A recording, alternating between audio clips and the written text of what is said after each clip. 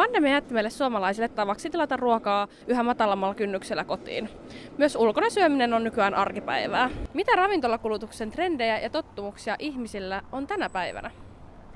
Kuinka usein käytät ravintolapalveluita kuukaudessa ja onko se muuttunut viime vuosina? Mä käytän oikeastaan välillä tosi vähän. Tämä on vähän outo vastaus, mutta mä sanoisin, että tyyliin ehkä kerran, välillä ehkä jopa 3 kertaa. Ja on muuttunut tosi paljon. Mulla on tosi haastava sanoa, kun mä asuin Lappeenrannassa just 5 vuotta, niin siellä mä käyttäydyin tosi eri tavalla kuin täällä. No varmaan yli 10 kertaa. Kyllä mä sanon, että viikoittain melkein on kerran vähintään käyn ravintolassa. Jäikö tavaksi pandemian jäljiltä tilata useammin kotiin vai onko normaaliin ravintolasyömiseen palattu?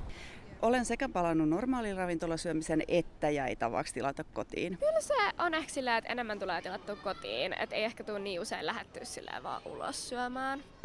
Kyllä mä sanoisin, että mä ainakin tilaan tosi paljon enemmän kotiin kuin ikinä ennen. Mutta mulla on ehkä vähän se, että mä oon vaan halunnut lähteä enemmän sit sinne ravintolaan, että pääsee vähän myös pois kotota. Et jollain tavalla se on kääntynyt jopa toistepäin, että haluaa jopa enemmän lähteä sinne ulos kuin jäädä vaan kotiin. Osaatko arvioida, kuinka paljon käytät rahaa tilausruokiin ja ravintoloihin kuukaudessa? No liian paljon, mutta ehkä sillä niiden yhteissumma on joku 200.